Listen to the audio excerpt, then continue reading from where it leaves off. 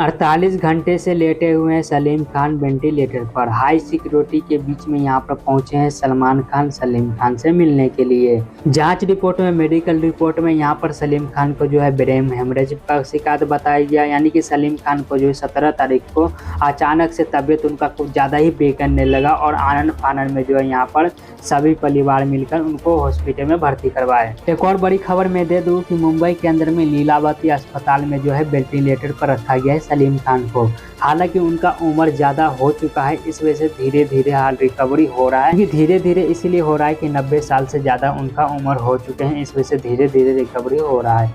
हालत उतना आप क्रिटिकल नहीं है जिस तरीक़ा से जब से शुरुआत में था। अब धीरे धीरे जो उनके हालत में सुधार आ रहा है। अब खान परिवार जो है राहत का सांस ले रहे हैं, उनके ऊपर से संकट टल चुका है। सलीम खान से मिलने के लिए और उनके ठीक होने के लिए हर कोई दुआ कर रहा है, चाहे वो बॉलीवुड में हो चाहे वो उनके फैन हो। अब खान परिवार में नहीं है कोई टेंशन का माहौल। अब खान परिवार जो है राहत का सांस ले सकते हैं, क्योंकि सलीम खान के हालत में जो है काफ़ी ज़्यादा सुधार आ चुका है और फाइनल 2 से 3 दिन के अंदर में डिस्चार्ज भी कर दिए जाएंगे सलीम खान को।